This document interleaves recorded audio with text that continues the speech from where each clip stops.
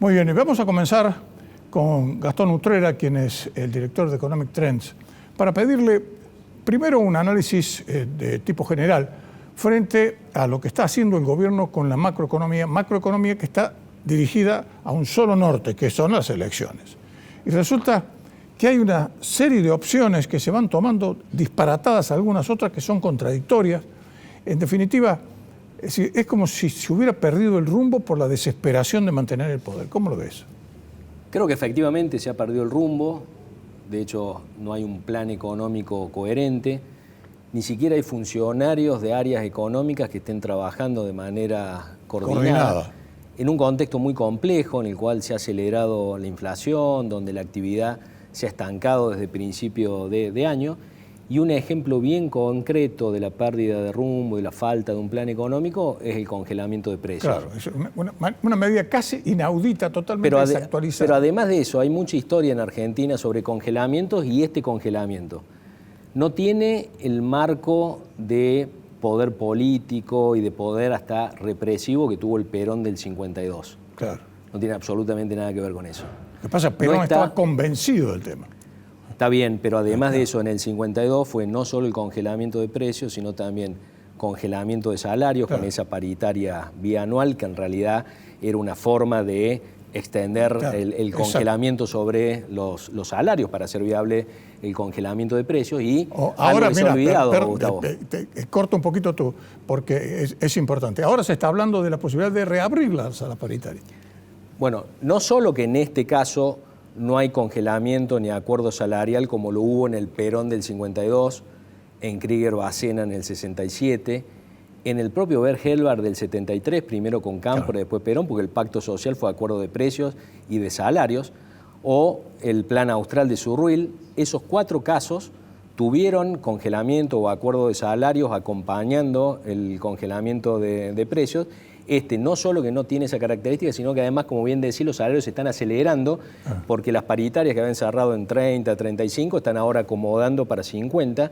Eso le pone un piso más alto a la inflación y hace más inconsistente todavía el congelamiento en ese contexto. Pero además, el propio Perón del 52 acompañó con una ortodoxia fiscal y monetaria terrible. Hubo un ajuste fiscal y monetario muy grande, que en definitiva es lo que permitió bajar la inflación del 50% en el 51 al 7,5% en el 55. Lo mismo ocurrió con el plan de Adalbert Krieger-Bacena en el 67, en épocas de Onganía, ese acuerdo de precios y salarios, pero acompañado de reducción de déficit fiscal y de emisión monetaria. Lo mismo ocurrió con el plan austral. Además, el plan austral tuvo además cierta sofisticación técnica. No, y además, único de esos casos, además un anclaje cambiario también. Exactamente, y el único de esos casos históricos en donde hubo congelamiento de precios, pero con déficit fiscal y emisión monetaria, fue Verhelbar en el 73 y 74, que terminó muy mal con el Rodrigazo en junio del 75. Pero por lo menos aquel había tenido el componente salarial que este no tiene. De hecho, Verhelbar logró bajar la inflación prácticamente a cero en el segundo semestre del 73, en un contexto político, histórico muy particular, donde la CGT estaba unificada y era peronista, la Confederación General Empresaria de alguna manera unificaba en ese pacto social al empresariado, y lo había presidido el propio Verhelbar, y nadie quería salir de ese acuerdo, por lo menos no al inicio. Este no tiene ninguna de esas características. Al contrario, tiene todo en contra, absolutamente todo en contra, porque tenemos una CGT que está dividida y además que ni siquiera se anima a apoyarlo. El gobierno no sabe hacia dónde inclinarse de manera definitiva. Eso lo va a hacer la CGT después de que se conozca el resultado de las elecciones del 14 de noviembre. La pata por donde se lo mire, además, ni siquiera el fascismo, ni siquiera el nazismo pudo hacerlo en Alemania, con toda la fuerza represiva que tenía. Y acá salen los militantes con el cartelito en Buenos Aires. Bueno, comparándolo con aquel Perón del 52 en la plaza, con aquel discurso incendiario en el que el pueblo le pedía leña para los comerciantes, y él le decía, denle ustedes la leña. Esto sería o aplicaría la máxima marxista de la historia repetida primero como tragedia y después como farsa. Exacto. En este caso, el pobre Feletti ni siquiera está en condiciones de armar un listado de productos a controlar, porque el listado que hizo tiene la mitad de productos discontinuados. No hay capacidad de controlar esto en la calle. De hecho, las organizaciones sociales no están en condiciones de hacer ese trabajo. Mirá, hay una entrevista muy buena de hace unos 10 años a Zurruil, donde cuenta toda la historia del Plan Austral, y él planteaba del congelamiento de precios, dice, jamás se nos ocurrió en ningún momento mandar inspectores a la calle. Era uno de los componentes para ganar tiempo político, además por el desafío de tratar de frenar en seco a la inflación, pero que sabíamos que el resto del programa tenía que funcionar rápido porque no había forma de sostener un congelamiento. Eso te lo decía alguien que usó un congelamiento de precios en junio del 85, pero que entendía que era lo que se estaba jugando, pretender salir a controlar productos, donde ya de entrada tenés el canal supermercadista, pero después tenés todo el canal de cercanía. ¿Cómo va a ser para controlar eso? Es imposible. Estuvo con nosotros aquí Vanessa Ruiz los otros días en el programa anterior, y ella me lo manifestaba así, con claridad absoluta, porque son dos cosas en contra del negocio de cercanía que está comenzando a usar muchísimo más la gente. Se acabó el carrito lleno y la compra quincenal en los supermercados. Lo primero, es decir, una gran cantidad de gente o pérdida de clientela como consecuencia de que la gente, pensando en una de esas que esto funciona, se va a ir al supermercado porque sabe que los almacenes no lo tienen. Y segundo, que ellos van a tener la realidad de los costos. Es decir, encima si estamos pensando que van a retocar los salarios hacia la suba, ni siquiera estable. Es decir, ¿cómo va a ser un tipo para producir cuando le pueden llegar a subir los costos salariales que se multiplican por 2? Si acuerda por un 5, él sabe que para él es un 10, y con los precios congelados es algo, no tiene ni pie ni cabeza. Y si levantamos un poco la mirada del congelamiento, todos estos elementos también dan un horizonte complicado, porque no hay un plan económico coherente, con mayor o menor chances de éxito, pero no hay un plan económico. Hay una mirada, por supuesto, extremadamente cortoplacista hasta la elección de noviembre. Entiendo que muy influenciado por las necesidades propias de Cristina Kirchner, porque cualquiera que esté gobernando no solo mira hasta esta elección, sino que tiene que mirar los 2 años siguientes. ¿Qué te parece? Y tiene que saber cómo hace para seguir, entre otras cosas, con la política económica. Todo esto que está ocurriendo, además, ha dado ciertas señales de que si alguien puede subir precios, tal vez es el momento de hacerlo ahora.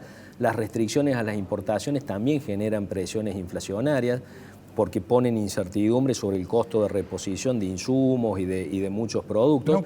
Y todo eso hace que se empiece a colar se empiecen a colar las distintas versiones del dólar no oficial sobre los precios internos, algo que hasta ahora venía separado. Por un lado, los diferentes dólares no oficiales para las operaciones financieras, pero las operaciones comerciales y todo lo vinculado con la economía real, con los precios internos, estaba vinculado al dólar oficial. Cuando uno empieza a poner restricciones al acceso al mercado oficial de cambios, empieza a colarse en los precios internos cualquiera de esas versiones de dólar no oficial. Es decir, cada cosa que uno mira conduce a mayor inestabilidad económica, mayor inflación. La inflación que hemos hablado muchas veces acá, que hace muchos años que viene en torno al 2% mensual, se acelera con las devaluaciones y después termina volviendo a esa especie de velocidad crucero de la inflación. Ahora ya está en un escalón más alto, probablemente entre el 3 y el 3,5%. Va a ser muy difícil bajarla de ahí, por algo que vos planteabas, cuando vienen los aumentos salariales para recuperar el terreno perdido con la inflación tan alta este año, empiezan a ponerle un piso a los aumentos de costos de las empresas hacia adelante, y entonces eso ya genera un ritmo de aumento de precios y salarios a otra velocidad. Lo que pasa es que hay que tener en cuenta, además, que este congelamiento que en realidad comienza a regir, en la práctica comienza a regir, atrasa con relación al momento que se pensaba el 1 de octubre, estamos a 20. Entonces, bueno, eso también es parte... Ya tenemos todo el arrastre, la parte inflacionaria de toda la primera parte. Y te muestra que eso está también más pensado en el número que comunique INDEC unos días antes de las elecciones, 3 o 4 días, que en días el propio proceso inflacionario. Sí. Todavía no lo sabemos y no hemos tenido evidencia de que ocurra, pero me imagino que Marco Labaña en el INDEC va a tener algunas presiones. Seguro no que lo sabemos, pero este es un espacio político que tiene un antecedente muy negativo con la intervención. Una reunión, acaba de haber una reunión precisamente entre Feletti Mansur y Marco Labaña. Bueno, no lo sabía, ese es un antecedente muy negativo que va en línea con esto que estoy planteando. Bueno, ha sido hoy. Bueno, hoy ha sido. Eso pone más incertidumbre todavía hacia adelante si empezamos a sospechar de que no vamos a poder confiar en las estadísticas oficiales como ya ocurrió en otro momento. Desesperados como están, son capaces de echar mano a cualquier cosa. Si yo estoy convencido absolutamente de eso porque ya lo han hecho. Pero fíjate, cuando vos hablas de la economía real, una empresa como Volkswagen, cuyo negocio depende casi exclusivamente de la exportación, para por 2 meses, precisamente porque no tiene insumos. Sí, no tiene insumos. Bueno, ahí también se coló alguna cuestión con los semiconductores, ese tipo de cosas. Pero lo cierto es que todas esas cosas tienen componentes importados. Muchos sectores de la economía empiezan a crujir en el terreno productivo cuando se empieza a complicar el abastecimiento de insumos. Creo que eso no va a durar demasiado porque eso termina parando la producción y cualquiera que esté gobernando con cualquier ideología se da cuenta que por esa vía no puede seguir demasiado tiempo. Yo entiendo que el gobierno está jugando con eso hasta la elección. El punto es cómo sigue la historia después. Cuando uno mira el tipo de cambio oficial, en términos históricos, ajustando por inflación, no está atrasado, como por ejemplo lo estaba en 2015, pero el problema viene por la demanda de dólares financieros, que con tanta incertidumbre hacia adelante y tantas expectativas negativas, sube demasiado la brecha cambiaria, la diferencia entre los no oficiales y el oficial. Y eso es muy difícil en el 100% estamos ya. Bueno, eso es muy difícil de corregir, porque la manera virtuosa de corregirlo es generar tanta confianza y tantas buenas expectativas a futuro que a todos nos den ganas de vender dólares para invertir en pesos y para hacer cosas en Argentina, cosa que es muy difícil de ver en cualquier escenario desde acá hasta 2023. Entonces la alternativa siempre termina siendo subir el dólar oficial, y eso en un contexto inflacionario como este sería muy complicado, y eso está llevando a que mucha gente, muchos ahorristas, muchos inversores, empresarios, tengan expectativas de devaluación después de la elección, por más que el dólar oficial no esté atrasado, y eso también termina incidiendo en los comportamientos actuales, porque alguien que espera una devaluación después del 14 de noviembre va a tomar decisiones de precio hoy relacionada con ese precio que seguro, espera ya a le futuro, pasó, y eso acelera la inflación. Ya le pasó a Macri antes que asumiera. Fíjate. Bueno, la inflación se aceleró a causa de la devaluación de diciembre o la suba del tipo de cambio de diciembre de 2015 en noviembre. Y solo, digamos, en la física no puede ocurrir que las consecuencias sean anteriores que las causas. En economía sí, porque lo que genera eso son las expectativas. Cuando todo el mundo sabía que iba a haber un aumento del tipo de cambio en diciembre, ajustaba los precios en noviembre. Bueno, creo que ahora está ocurriendo algo de esas características y por eso está tan acelerada la inflación. Claro, sí. Lo que pasa es que la gente no le cree a Guzmán. Vos le creés a Guzmán porque cuando una persona, en el ámbito general, insiste demasiadas veces con un mismo tema, es porque él también tiene dudas. Y él ha vuelto a decir, precisamente en el día de hoy, que no va a haber devaluación. ¿Vos le creés a Guzmán? Bueno, siempre es problemático en Argentina que un ministro de Economía diga que no va a haber devaluación. Cada vez que lo hicieron fue exactamente al revés. Generalmente genera la idea de que algo está ocurriendo para que el ministro de Economía plantee eso. Y además uno eventualmente podría creerle mucho a Guzmán, pero nadie sabe si Guzmán va a seguir siendo el ministro de Economía, ni siquiera el propio Guzmán. Con lo cual ya la credibilidad personal de Guzmán pesa menos cuando está en un gobierno que claramente ha perdido mucho peso político, se ha diluido la imagen y el propio poder del presidente de la nación, y nadie sabe cómo se va a terminar configurando la alianza oficialista después de esta elección. Creo que la mayoría pensamos que el presidente va a quedar con un rol protocolar, pero que el gobierno se va a manejar desde la jefatura de gabinete con un Mansur o con algún otro gobernador. Lo que no sabemos es cuánto de ese gobierno va a ejecutar ideas del kirchnerismo o ideas del peronismo que abarca a los gobernadores, porque son dos grupos políticos que claramente piensan muy distinto. El perfil político, ideológico de Mansur no tiene absolutamente nada que ver con el kirchnerismo. Pero, absolutamente. Pero encima, fíjate vos que hay referentes de la oposición que están queriendo apuntalar al gobierno. Pero por el contrario, desde el mismísimo gobierno hay algunos sectores, algunas voces que dicen que la oposición está queriendo dar un golpe blando. Es decir, eso no hace sino crear mayor incertidumbre dentro de una situación explosiva. Es una irresponsabilidad total. Claro. Eso que dijo Victoria Tolosa Paz es una irresponsabilidad total. En cualquier momento, y más todavía, en cualquier momento, y más en un momento tan sensible como este, donde de alguna manera, por la realidad y por lo que ha ocurrido en el oficialismo, está en riesgo la gobernabilidad de acá hasta las elecciones de 2023. El gobierno está débil, la coalición gobernante está públicamente discutiendo posturas muy diferentes. No es que nos imaginemos, es que lo estamos viendo. No es cuestión en de ese matices, contexto hay que calmarlo. Son el blanco y el negro. Es decir, Cristina con esa carta, es decir, directamente pateó todo el tablero con la carta. Bueno, fíjate que el jefe de gabinete de alguna manera ostentó vínculos internacionales, se fue hasta Estados Unidos y mientras tanto la Cámpora cantando que no se va a pagar la deuda. Esos son incoherencias muy grandes y por lo tanto importa menos la credibilidad individual de los ministros, como hablábamos recién de Guzmán, porque hay un problema político por debajo de eso, que es quién es el que va a dar la orientación del gobierno. Y mirá, en todos esos planes económicos que citamos, todos también tienen la característica que estaba bien claro quién gobernaba, que había un ministro de Economía que además tenía el apoyo del poder político para ejecutar su plan antiinflacionario. Hoy no hay absolutamente nada de eso, ni siquiera sabemos quién es el que tiene verdaderamente el poder en el gobierno y qué piensa acerca de la economía. Y fíjate que Feletti ni siquiera está en el Ministerio de Economía.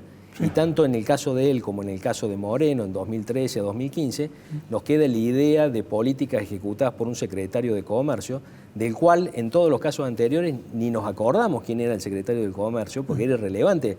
Los planes económicos los diseñaban y los ejecutaban los ministros de Economía. Este es un caso que tiene muchos componentes atípicos. Mirá que en la historia argentina hemos visto tantas cosas que parece que debería quedar poco por ver, y estamos viendo un caso que cuando lo comparas con toda la historia no encaja con ninguna o con prácticamente ninguna de las experiencias anteriores. Tiene componentes que todos juegan en contra de la posibilidad de éxito que puede llegar a tener este plan de Feletti. Absolutamente de acuerdo con lo que decís, pero con una ventaja increíble, que el Fondo Monetario Internacional y el propio Estados Unidos están diciendo, muchachos, pónganse de acuerdo y arreglemos, no va a ser tan dura la mano, vamos a hacer un acuerdo que sea sustentable, que sea pagable. Ni siquiera así lo estamos aprovechando. Porque sí, habrá que ver, Gustavo, qué pasa después de la elección, cómo se consolida una propuesta de gobierno y de gabinete que tenga chance de tener gobernabilidad de acá hasta 2023. Qué lejos y en parece, ese contexto, ¿no? Sí, parece lejos. Todo parece lejos. Además, parecen lejos las PASO que ocurrieron hace un mes, porque han ocurrido tantas cosas en el interín. El camino a 2023 va a ser complicado. Estas PASO han cambiado las expectativas de una manera tal que mejoran un poco las expectativas a 2023, porque hay posibilidad de algún cambio con relación a este gobierno, cuando hace un par de meses hasta había dudas si este gobierno no podía lograr ciertas mayorías agravadas en el Congreso. Era tan negativo ese escenario que ahora ha cambiado. No quiere decir que un eventual próximo gobierno de 2023 la tenga fácil, va a ser muy complejo y siempre con posibilidades de equivocarse y terminar generando otra frustración, pero por lo menos hay una expectativa mejor a 2023. El punto es que han empeorado sustancialmente las expectativas de lo que va a ocurrir con la política y la economía en estos 2 años hasta 2023. El corto plazo está muy comprometido.